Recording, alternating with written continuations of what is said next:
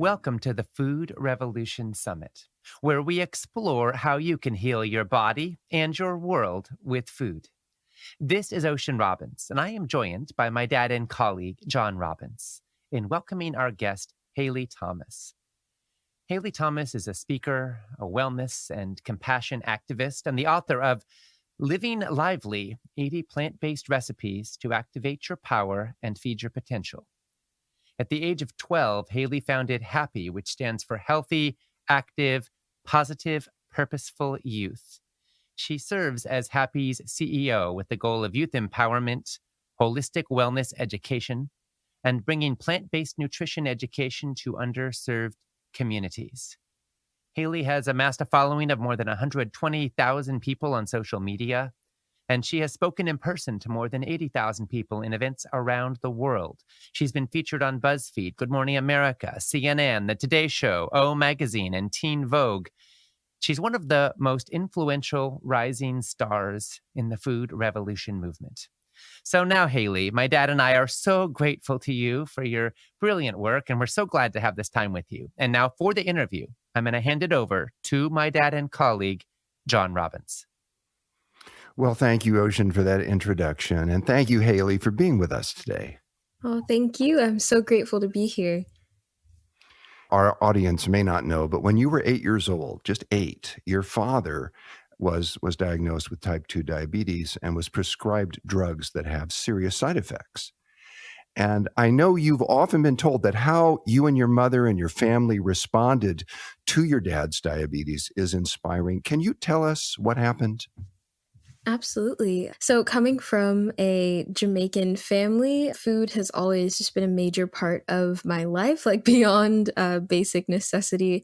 It's been this adventure and exploration into flavor and my roots. And so oftentimes we just ate things because they tasted good. We ate things that were my mom and dad's like staples when they were growing up. And so there was not really any second thought to the impacts of what we were eating, how it was impacting our bodies. And through my dad's diagnosis, initially there was this narrative that type 2 diabetes runs in his family, which is true, but the doctors never considered or allowed us to consider the fact that it was not necessarily the disease that runs in our family, but truly the habits, the eating habits, and the ways that we were nourishing ourselves. And so when he was diagnosed and prescribed medication with just horrific side effects, it really didn't seem like an option for our family to have him continue down on that path. And I am so lucky to grow up in a family of questioners, or I like to call it like productive conspiracy theorists,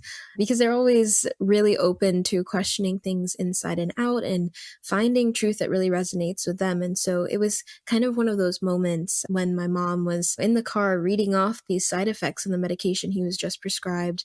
It was this moment where we realized that there had to be an alternative, and my mom really spearheaded looking into alternative healing methods, and food was something that came up. She was seeing stories about type 2 diabetes reversal through, what we're eating. And so she just kind of took this leap, started changing what we were eating. But the beautiful thing, and the thing that was most impactful for my life, was how she included me and my little sister in the learning process. So we were all sitting on the couch watching Forks Over Knives together for a movie night and reading books and trying new, more plant-centric recipes together. And being involved in that process completely opened my eyes to the world of wellness and factory farming and GMOs and reading food labels. And it was unbelievable. I felt betrayed and disrespected in ways I couldn't really articulate because I was only like 8 years old. But I knew that there was something deeply wrong with the fact that this knowledge wasn't readily accessible to young people, especially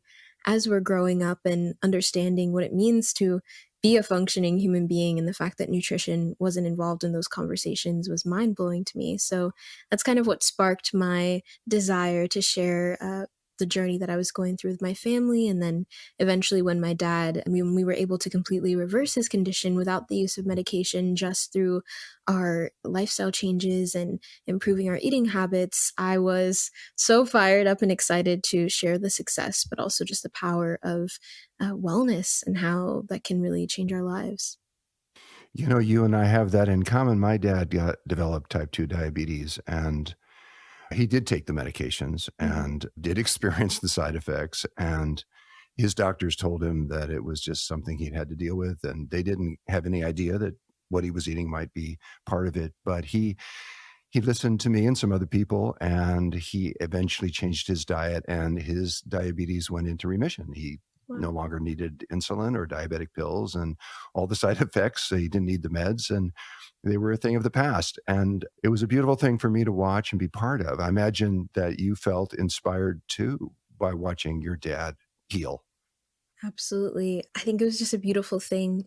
It was kind of my first example of the power of our individual choices and the deep impact it can make on our own lives, but also the lives of others. It was such an deeply interconnected experience of me kind of seeing what's happening with my dad, then also seeing this beautiful shift happening in my family based on the fact that we were learning together, and then also noticing what happened when I started sharing, to my peers, to my community about the changes that were happening in our family, and then realizing that this problem is so much bigger than just my household. And so it's, I think, always just so fascinating and wonderful to see the ways that we are connected and how there's always an opportunity for service in our life experiences. That is beautiful. That is a beautiful thing to realize and to put into action the way you have.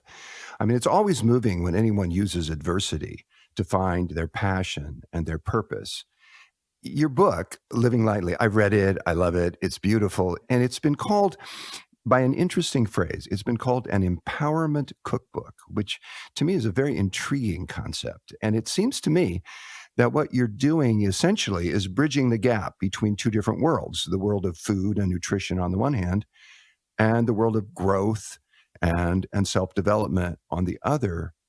Haley, do you think that the food that we eat can help our bodies to become as healthy as possible and also to become instruments of our highest destiny and purpose?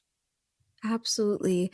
I believe that, food is the foundation to our potential. It's what fuels us every single day and deeply impacts our moods, emotions, thoughts, and the energy and vitality that we have to engage with the world and to really tap into our creative gifts or to feel the groundedness that you need to really step into the world powerfully. And so I feel like that's really just the essential element of being here and being able to really lean into how sacred it is to take care of our bodies is such a special thing. But also leaning into that, I think, requires an immense amount of self love, patience, grace, and understanding that it's a journey of ebbing and flowing and learning and just really allowing yourself the space to figure out what works best for you. And so, in Living Lively, that's really the message that I wanted to infuse the book with, is just this compassion. I feel like so often, especially in the spaces of veganism or vegetarianism and wanting to be of service to the world, we so often forget that we can also be of service to ourselves each and every day. And so, just by what's on our plates and being intentional about that, we are really creating that opportunity for service. You used the phrase being intentional about that. For many people today, food isn't a point of connection with the web of life. It's no longer a point of contact with the greater earth community. It's become a commodity. And our culture teaches us that it's normal to eat unhealthy foods and to eat foods simply for the immediate gratification they provide rather than to eat foods that would help us to thrive and to activate our unique gifts and serve our highest potential and our fellow human beings. Haley, what are the values that determine your food choices? I mean, what are the criteria by which you evaluate and decide what you will eat? Ooh, I like that question. I would say that what really nourishes me is, first, it has to be joy inducing. So, something that is delicious is just the most important thing. I can't have any like salads that I'm crying over because it's so bland or not really exciting. I love bringing creativity into my meals and just trying my best to really use cooking and nourishment as a form of creative expression. So that's one big thing. But then also I love being able to feel just a lot of like vibrant life energy. And so having fresh elements in my foods, doing like half cooked or half raw has really been helpful for me. I do best, I feel my best when I'm not eating processed foods. And so even the like vegan butters and cheeses, while I love them dearly, I honestly thrive most on a whole foods plant-based diet. And so understanding that is has been really helpful for me, but also allowing myself to enjoy the incredible scientific miracles that are those products has been a part of it too. And so I think I've really just leaned into intuitive eating at this point where I can allow myself to have this flexibility, but also have that underlying intention and awareness of how I'm feeling and what I'm putting into my body guide my food choices. In your book, you used a phrase. You were talking about food being an entry point for people, and you used the phrase discovering the power of plants. So, what I want to ask you is what does that phrase, the power of plants, mean to you? And why do you want people to learn more about it? When we went vegan in 2013 at this point, the power of plants completely changed our lives. And by power of plants, I mean truly this beautiful liberation within our bodies. So, of course, when we're eating a plant based diet, we often feel lighter, have more energy, and just really feel deeply nourished. But also, there was this element of now living on a plant based diet, I started noticing so much more around me in terms of the things that are connected to what's on my plate and the impacts it makes environmentally, socially, and economically, even. There's so many elements connected to what's on our plates. And so through plants, there was this greater awareness that was awakened within myself and my family members. In the past, I've had a strange relationship with non-human animals. I was very afraid of them and just really didn't think of them as anything more than food or like resource for clothing. But through the power of plants, I was able to open my eyes to the beauty that is within every living being and the story within each life. And so I think that's really what I'm alluding to when I regard the power of plants, because when you're on that journey, it's almost impossible not to fall into this beautifully deep world of interconnectivity that it opens you up to. I've seen people learn about the power of food and its ability to harm or to heal. And then many of us who learn that, as you have, naturally want to spread the word and share what we've learned with those who are close to us and with others. But humans do have a tendency sometimes to become more than a little rigid in our ideologies, and food ideologies can and do in many families and communities become a source of separation. Now, you've said that early in your journey of learning and growing, you possibly scared some of your schoolmates by telling them to put down the potato chips or they were going to die. And then you realized that that approach didn't exactly work, and you didn't want to be known as that weird girl. Haley, what have you found does work with young people when it comes to making healthy and ethical food choices?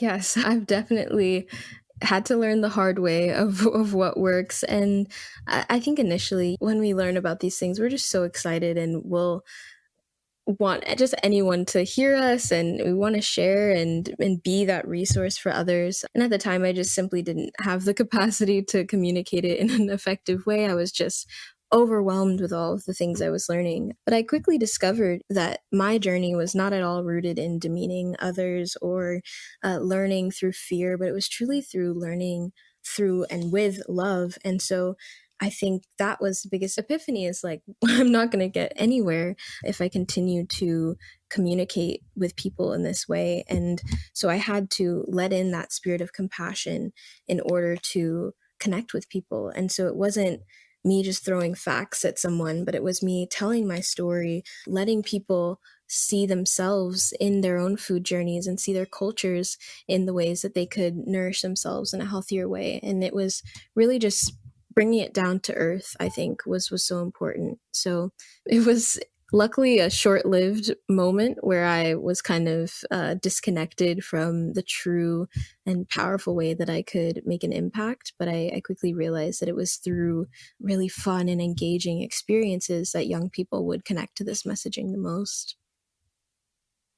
Well, I identify with your journey around that. I remember when I first became aware of the tremendous benefits of a whole foods, plant strong diet. I wanted so badly to share them with everybody because I knew this could be of real benefit to their lives. And they could be healthier and happier and have more energy and more joy than they did. But it took me quite a while to learn how to talk about all this, how to communicate about it without coming across as a nag or a zealot or just a pain in the ass. Yeah, absolutely. It's definitely a humbling journey for sure, and I think that kind of connects back to the importance of intentionality, as we were mentioning. It's like really pausing and being mindful and aware of how we're expressing things, why we're expressing them in a certain way, if our excitement is getting in the way of our impact, and just how people are receiving it as well. So I definitely understand. Yeah, it's a journey a lot of us are on. And you've said something that I hear in this context as meaningful, and I want to ask you about it. You've said that life doesn't happen to you, rather, you happen to life. What Mm-hmm. does that mean to you, Haley? Well, I strongly believe and have come to understand that we have the incredible power to create our reality, our immediate reality, but also the experiences that we have with others. And in being or existing in a victim mentality of kind of, oh, everything is happening to me, it makes us very disempowered and feel out of control. And I think it can be very easy to slip into that, especially in our society and with the, very real injustices and issues that we face. Absolutely, it can feel like we're powerless and just kind of going through the motions, and another thing hits us, and back and forth. But truly, I feel that we do co-create the experiences that we have in the collective, and that we fully have autonomy over how we react to and respond to the situations that come into our lives. I just think that kind of puts us in a place where we feel powerful, and also understand that this life is for us to create and to experiment with and have fun with, and just see what we can do and really bring our light to all these shadows. Many of our listeners are people who care deeply about their health and the health of our world. When they can, they buy organic. Mm. When they can, they shop local, and they try to live earth friendly lives and eat foods that are sustainably produced, real foods. But the problems in our world today are so vast, and the forces behind these problems are so entrenched that some people are beginning to ask how much our personal choices even matter at this point. Haley, how do you respond to people who feel that way?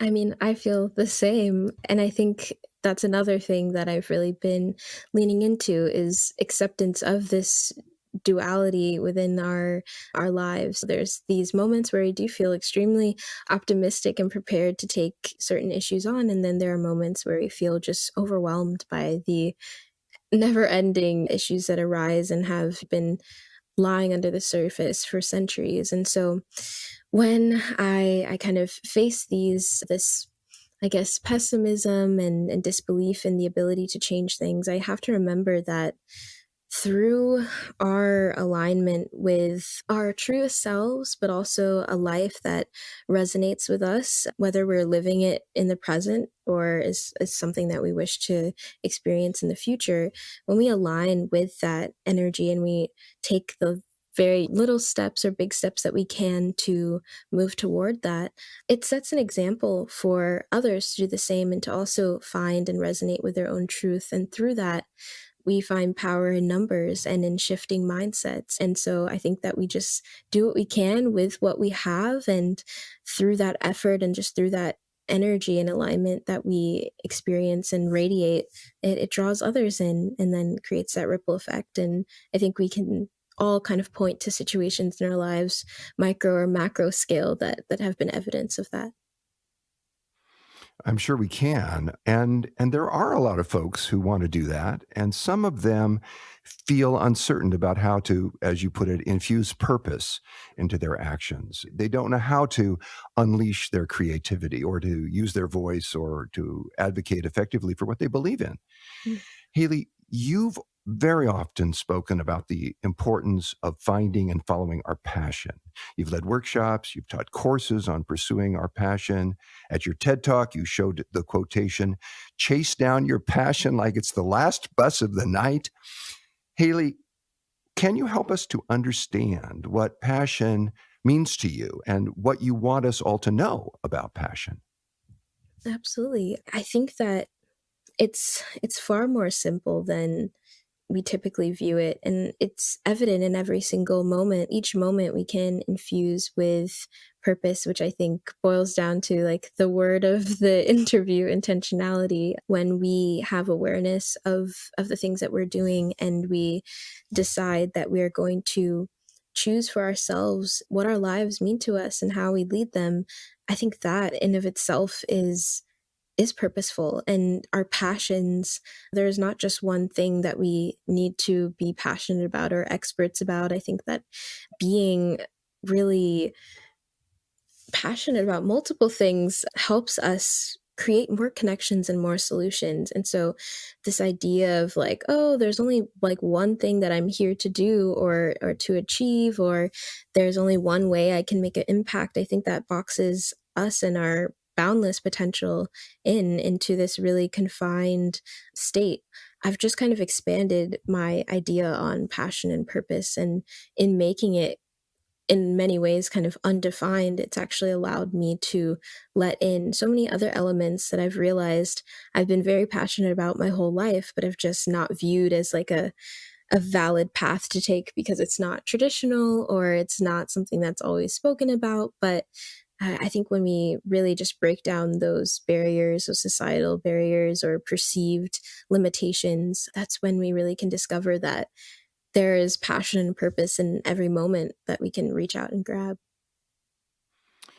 When I think of the phrase that we hear a lot, follow your passion, follow your heart, your life most definitely comes to mind as an example of that. I mean, since you were very young, you've worked to help kids live healthier lives, and you decided that it was just unacceptable for young people to be plagued with preventable health problems and not to be given the information that they needed to make healthier choices. And you decided it was unacceptable for young people to be deprived of basic nutritional and culinary education. And you've sought and effectively to empower young people to make healthier food choices so they wouldn't be victims of a food system that is far more concerned with corporate profits than with human health. Haley, would you say that your passion has grown out of knowing and believing that we all have something to give and then giving it? I think that that has definitely been a really powerful piece of it. I, in many ways, just kind of feel like my passion kind of found me and is continuously finding me as those passions expand and change and shift. I was, I had no intention to become what I've become, but yet it feels so right and perfect and aligned. And I just think of what it's like to be a little kid, and if you are given the space to be and receive and perceive all of these things that are happening in the world, often you're just very open to the possibilities of life. And I was so lucky to have that in my own life, and I think it was just through my openness that this path kind of found me. And so I think absolutely that has been something that's just blown my mind, is how I wasn't really trying to do this, but it had just unfolded in a really beautiful way. And then I began to understand that this is something that I'm very passionate about, and understanding also that in through sharing my voice and experiences and my thoughts and ideas, it was also opening the doors for others to do the same and to shine their light as well. And I think that ripple effect and mirroring that we do for each other is one of the most just stunning things about being human beings, I often talk about this, like just how our individual journeys can be such a significant part in another person's, individual journey and then impact the collective as well. So it's just a really beautiful thing. And I think that absolutely we continue to feel more confident in giving and sharing ourselves as we see examples of that in the world. I've often thought that we're more a part of each other than we realize, or when that we're taught to understand. Even we're part of each other's dreams, we're part of each other's passions, we're part of each other's purposes, we're part of each other's difficulties Mhm. and problems. We are part of each other's answers and solutions. Do you see it that way? I couldn't agree more. I think that there's this really beautiful understanding of our interconnectivity and oneness arising, which is so exciting to see. And also understanding that we are not separate from nature. We are a part of it, and we just need to kind of come back into our flow and connection to it. And so I think this is really what is going to revolutionize all of these issues and spaces that we exist in, is just this understanding of our own expansiveness and connection to everything. I love thinking about how I'm looking at my desk right now, and like everything that's been created is that of a human being, and it was their journey and their whole life path that brought this computer to me, or this book that's on my desk. We are constantly connected to each other, inseparably connected. And I think that is such a powerful thing. And as we continue to realize that, then I think we can really lean into the amazing power of collaboration and inspiration, and just how we can continue to learn and grow with and from each other. Recognizing our interconnectivity and our mutual interdependence with each other is a big step. I've often thought that when we eat, we could be grateful, not just for the food, of course, for the food. We're privileged to have healthy food to eat, if indeed Mhm. we do. But also, our gratitude maybe could extend to the people that grew the food, the people who dug the wells from which the irrigation water came that allowed that food to grow, the people who harvested it and picked it, the people that drove the trucks that brought that food to the market, the people that worked in the market where we bought it or got it. There's so many people involved that we may eat.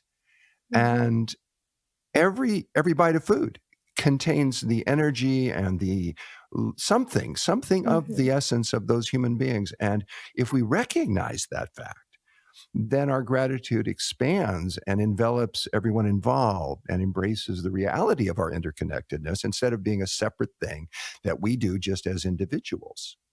Yes, yes, I couldn't agree more. And that has, especially lately, been really inspiring me and guiding me to continue to open myself to just appreciating others and their existence and the ways that they contribute to the world. It wouldn't be the same without each and every one of us. And slowing down and creating the space to be mindful and grateful for our meals.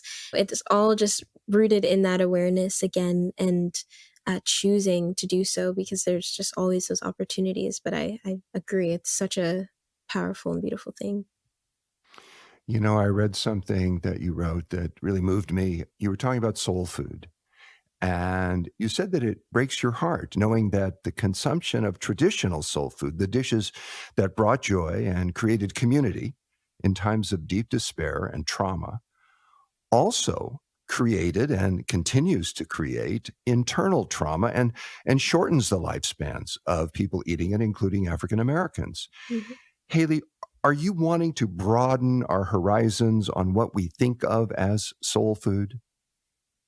100%. I've always thought that it's very interesting that the foods that we say are for our souls often create such havoc in our bodies, and really don't make us feel all that well or feel all that light and liberated as one's soul should be. And so I think that much of this journey for me and just kind of our journey as humans is really leaning towards just redefining what we've been told is true and finding our own meaning. And so for me, I've realized that soul food can absolutely include culturally relevant spices and flavors and ingredient combinations, but it can also include this deeper rooted purpose where I am understanding that the food that I'm consuming can also be nourishing and layered with ingredients with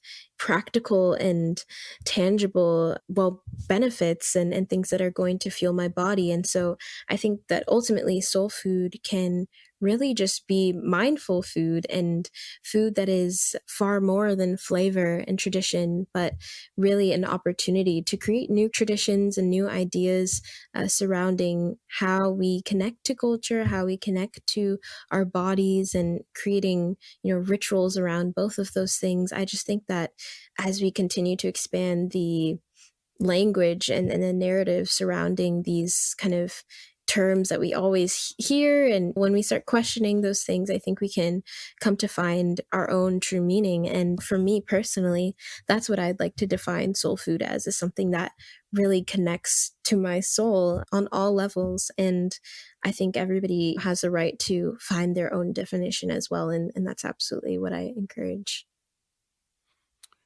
Would you say that by tapping into the power and the healing of plants and nourishing foods, we can experience true soul food that fills us with joy and replenishes us?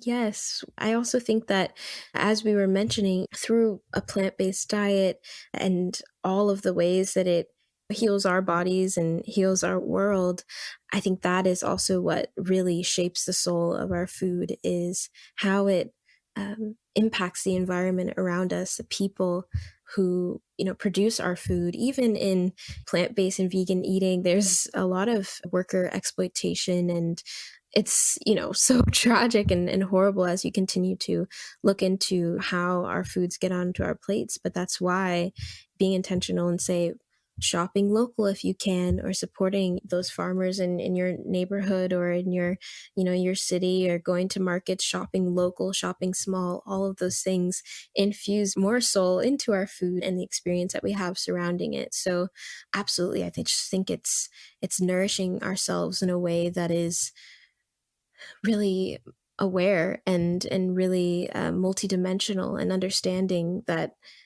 there's always that multidimensionality in everything that we consume, whether that is food or content or anything really. It's like the things that we're consuming are constantly feeding us in some way. And if we prioritize it, feeding our souls in a way that is truly conducive to thriving and feeling our best and being able to offer our best to the world, the best that we can, then I think we've really achieved the true meaning of soul food. That would be a beautiful thing to do to achieve that. But our connections to food run very deep. There are emotional attachments involved. And Mhm. I can imagine that many people would resist the idea of giving up what they've always known as traditional soul food. Haley, how do you address that? And are there some favorite soul foods that you enjoy? I definitely have my favorites. Of course, like when I was growing up, I was very much not vegan at all.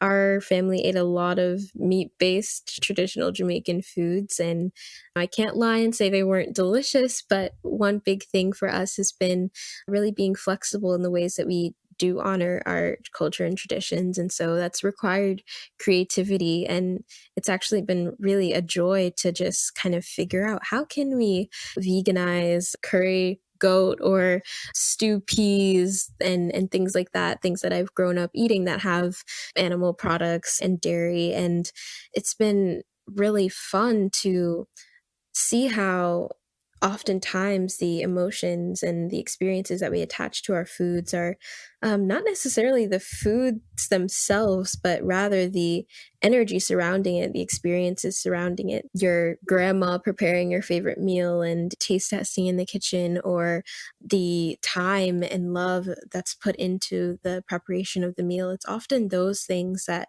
make us feel deeply connected to our food. So if we open the door to being more present with our food, being more insightful, and also finding ways to connect with others through our foods, then we develop new emotional attachments that are actually even more conscious than they were before. I think that a lot of the memories that we have surrounding our foods are often just because we felt a lot of love and joy and connection to others, and we can absolutely recreate that in a very intentional way. So, I have my favorites, but our family's been able to create new favorites and that have been inspired by the originals and taste just as amazing and feel just as good preparing. And I think that it really boils back down to the mindset surrounding it. We have a greater vision or goal that guides us. We try our best to strive towards that and to embody that in our decisions every day. Sometimes we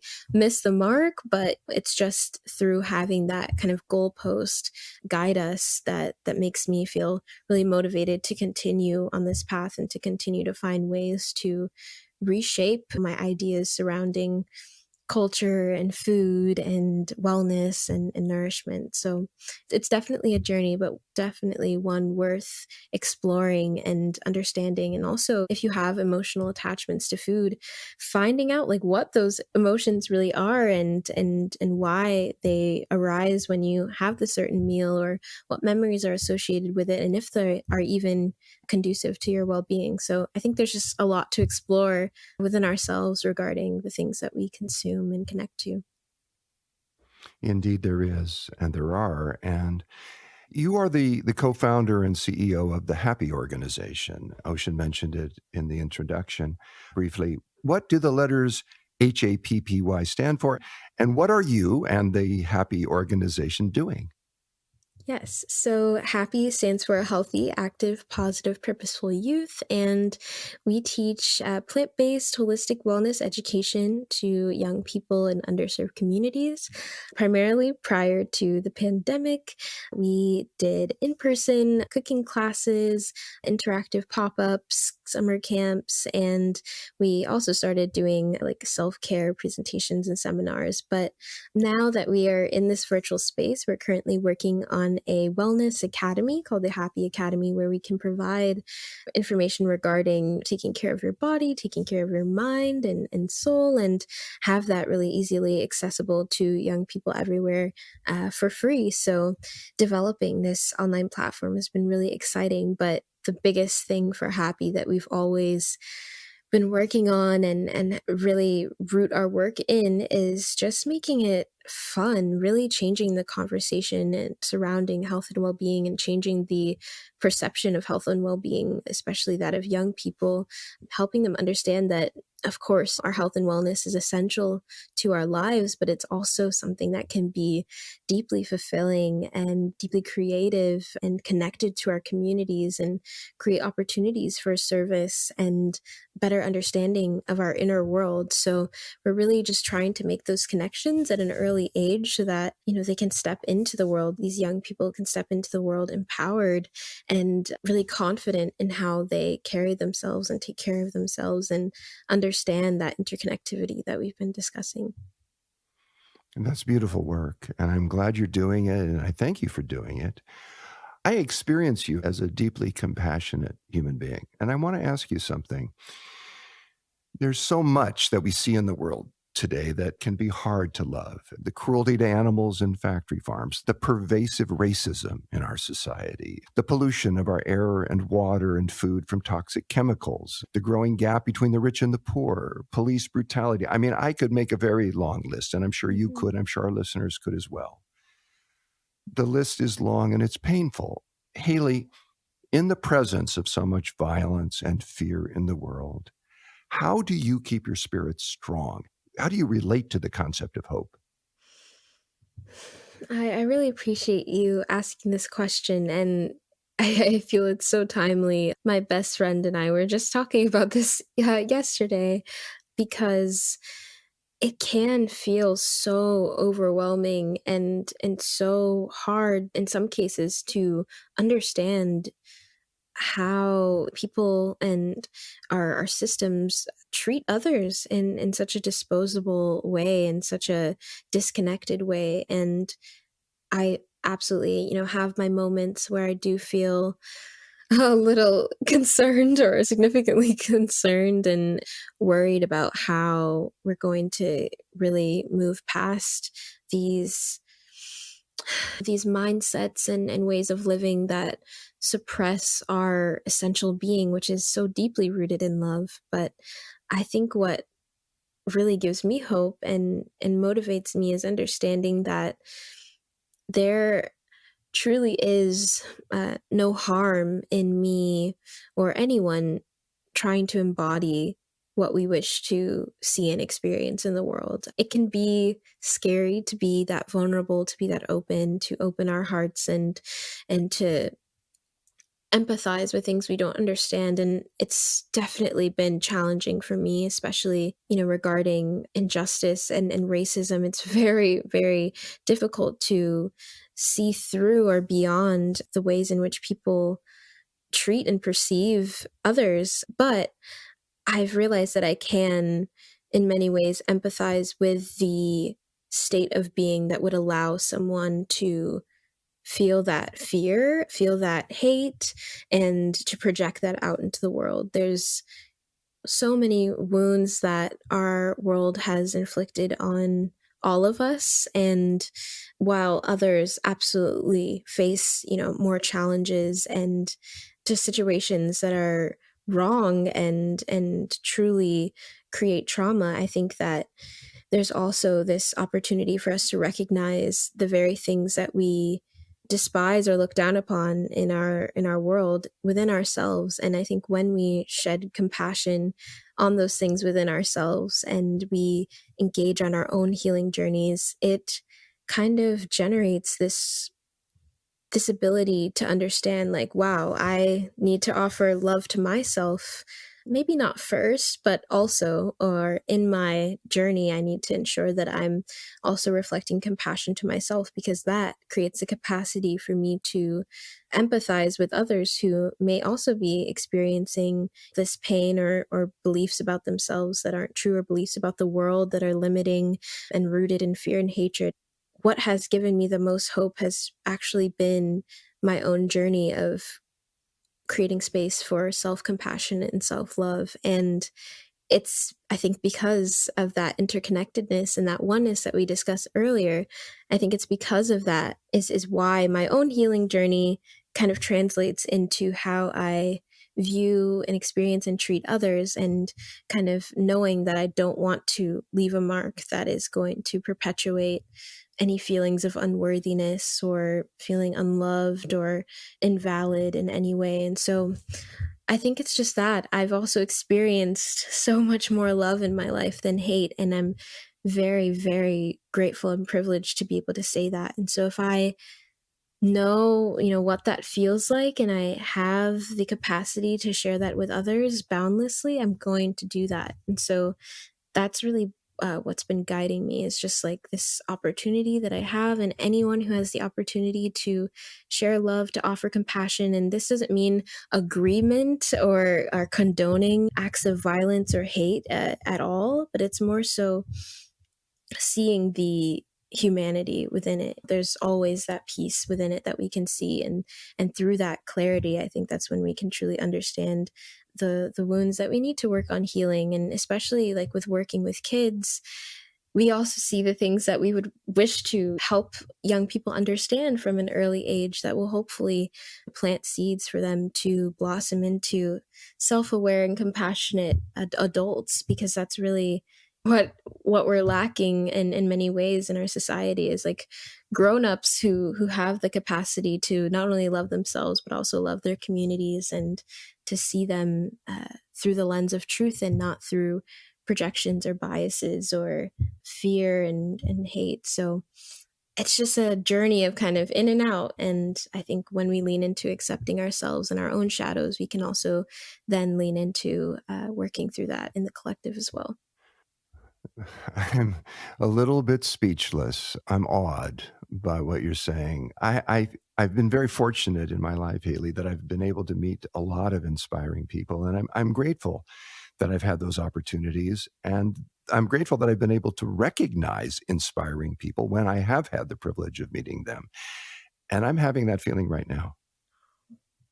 Oh, I genuinely appreciate that so much. And honestly, this has just been such a beautiful conversation to engage in as well. And I I just think, as you said, when you see other human beings out in the world who have connected to that thing that allows them to make an impact in the world, or they see that opportunity to do so, and not only do they do it, but they do it through love and intention and compassion. It's something to be celebrated. So I just appreciate all of the work that you and Ocean are doing, and the whole Food Revolution Network team. So I just radiate that back to you. Absolutely. Well, thank you. Thank you very much, Haley. Your message brings joy and hope to anyone who has the intention of hearing it. Your message is one, it's a beautiful one, and it helps us connect to the earth, to our food, to our bodies, to our minds, to our souls, and to each other. Whatever our age, you help us to live fully who we are and to learn fully how we can best contribute to our world. And on behalf of Ocean and myself and everyone involved in the food revolution, I thank you for your wonderful work, for your beautiful heart, your remarkable mind, and of course, for being with us today. Oh, thank you. It's been such an honor. And thank you so much to everyone for listening and tuning in to us. I appreciate it. We've been talking with Haley Thomas, founder and CEO of Happy and author of Living Lively 80 Plant Based Recipes to Activate Your Power and Feed Your Potential. Haley, at 20 years old, you're the youngest speaker we've ever hosted in this summit. You're also one Oh, of the wisest. Your compassion, your oh, passion, your brilliance shine through. They are a true light in our lives and in this world, and we are so grateful for your partnership in the food revolution. oh, thank you. My heart's very full. I appreciate it. Thank you so much. This concludes our interview, but our work is just getting started. If you feel supported and encouraged by what you just heard and want to share it with people you care about, if you want permanent access to 24 amazing presentations and transcripts, then check this out. You can get a download and a transcript of the entire Food Revolution Summit, plus a huge collection of ebooks, courses, trainings, recipes, and videos. And this empowerment package is available for a huge 50% discount between now and the end of the summit. For more information, please visit foodrevolution.org/empowerment. Again, that's foodrevolution.org/empowerment. Thank you for joining us in the Food Revolution, and we wish you and those you love good health always.